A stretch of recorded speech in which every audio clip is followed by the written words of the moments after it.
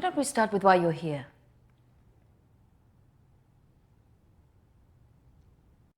Oh, I'm sorry, Dominique, I'm not here to be a patient. I just wanted to ask you a few questions.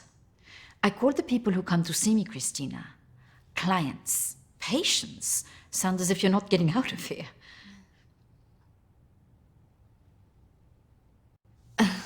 I just don't need any help like that. Okay. What do you want to talk about? My friend Emily died recently. Yes, I heard about that. I'm sorry you've had to have that experience. Must be very troubling for you. She mentioned you in a journal that she kept. I'm sure she did. I encouraged her to keep a diary of her treatment. I was just wondering if you had some insight into why she would take her own life. I'm sorry, but most of what was discussed is covered by a confidentiality agreement with my clients. I really can't help you with that. Maybe it would be better if we talk about your feelings about this. You could tell me what's troubling you?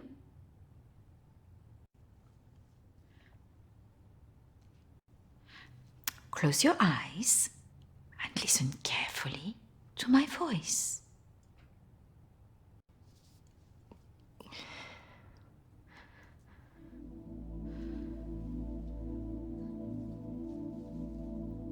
I want you to go to your deeper place, way down inside of you. Think of your calm, safe place. Go there, in your mind, now.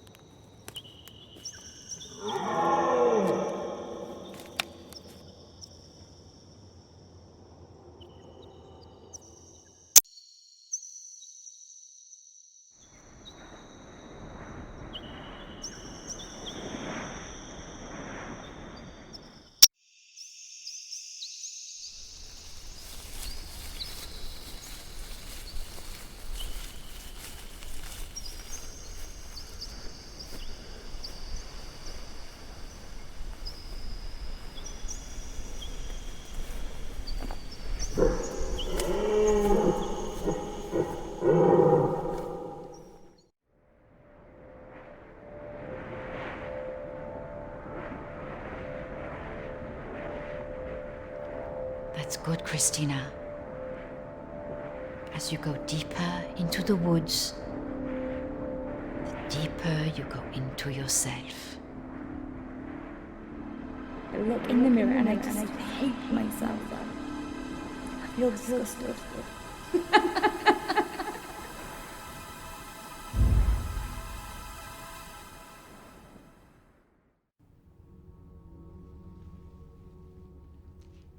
What has scared you recently?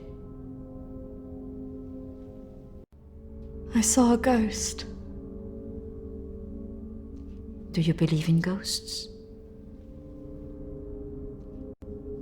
I never used to. But now I'm not sure. It's all right not to be sure. They are, after all, just a figment of our imaginations.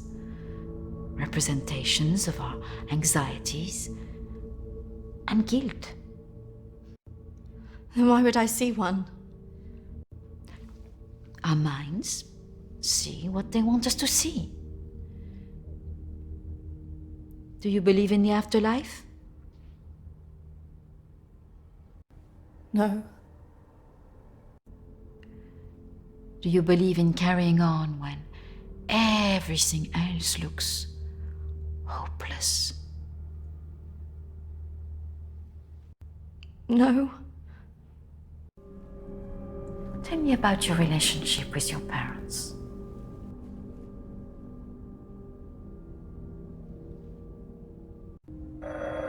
Oh, I'm sorry, I'm going to have to get that. It's a prearranged call from one of my clients. Please, wait here. I shouldn't be long.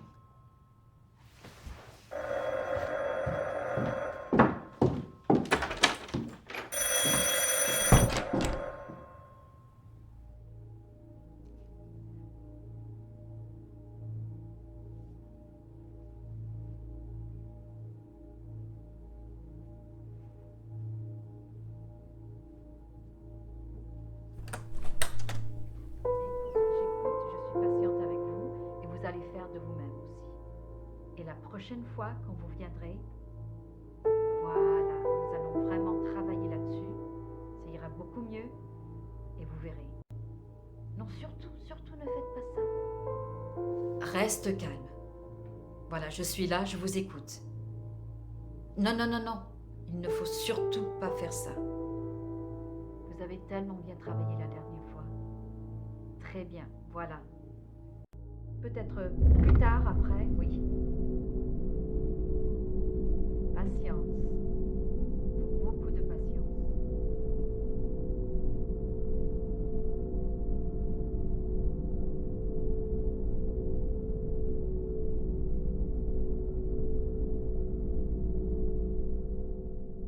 Christina, over here.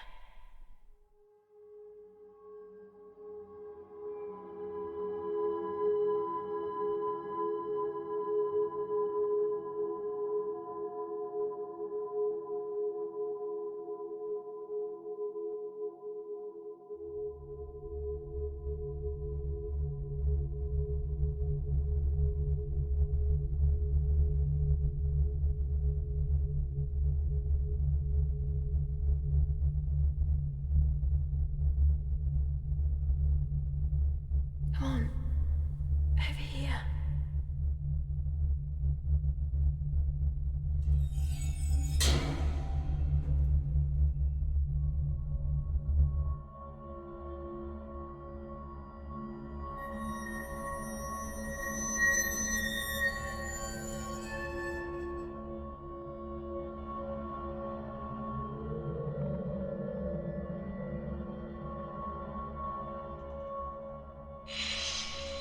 Over here, Christina.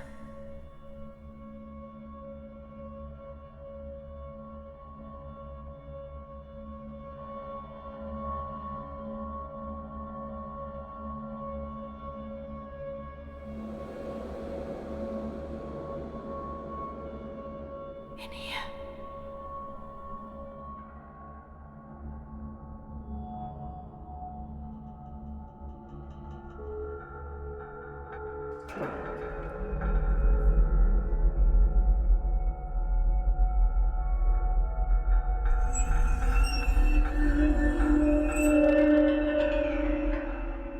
Come over here.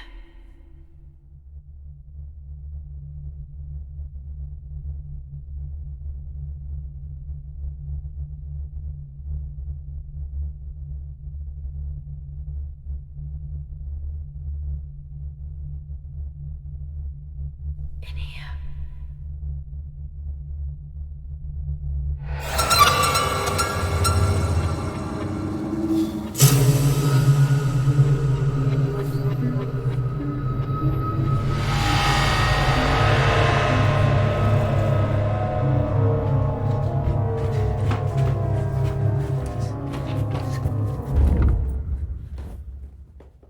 I'm sorry, I was just trying to find a bathroom.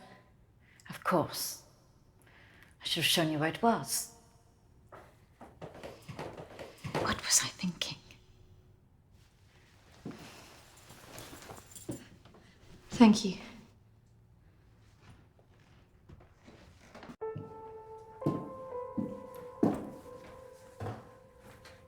Thank you for your help. Not at all. You're an interesting girl, Christina. I hope you find the answers you're looking for. Do speak to Reverend Peter at the church. I'm sure he can help you with this.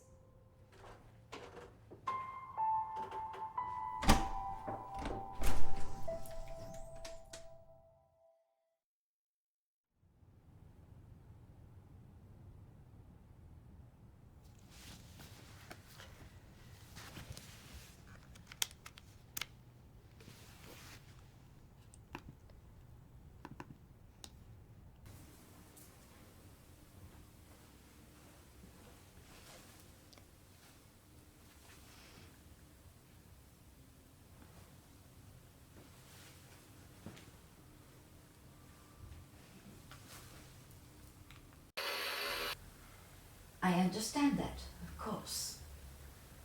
But can you explain to me why you think a dead person is talking to you? It doesn't talk to me. She puts thoughts in my mind. How is this affecting you? I feel her here every day, especially at night. As though I'm always being watched.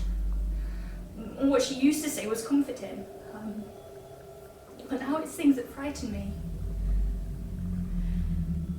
I'm concerned that this imaginary friend is affecting your emotions so much. Imaginary. She is as real as you are. Please, keep talking to me, Emily. It's important you explain this. I can't. Why not? Because she's right there, standing behind you.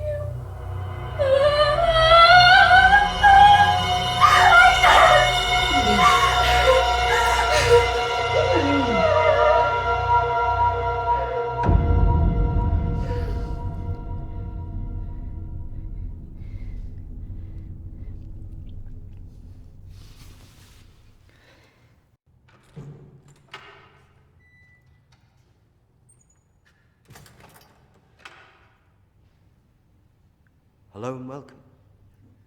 Reverend Peter. Peter, please. It's Christina, isn't it? How can I be of help? There are a few things I wanted to ask you. Well, after a bereavement, people often want answers.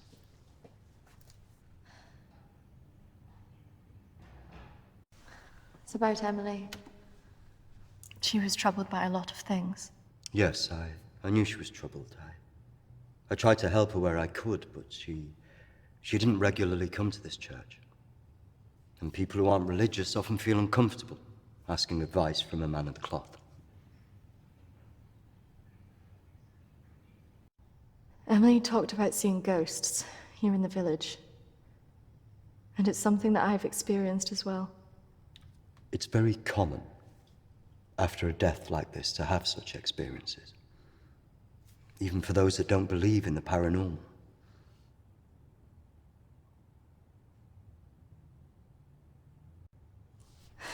I thought that too, but this is something different. Maybe it has something to do with the story of Agnes. Agnes. It's a local legend. It dates back to the 18th century. She was a maid who worked in the Lord's estate. Her parents brought her over from Sweden when they came to work here. The story goes that she had an affair with the Lord. When she fell pregnant, he was horrified that she wanted to legitimize the relationship. It was all very different back then, of course.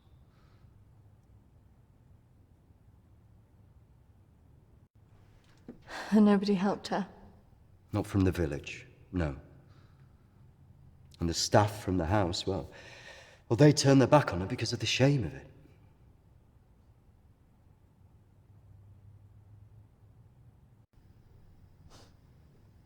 So what did she do? Out of options and without any hope, she threw herself into the lake on the Lord's estate, drowned herself and the unborn child. And that's where the ghost stories come from. Thanks, Anne. Bye. Not exactly. It's said that she cursed the area with her death, and that her spirit returns to taunt young women into taking their own lives. It's all nonsense, of course.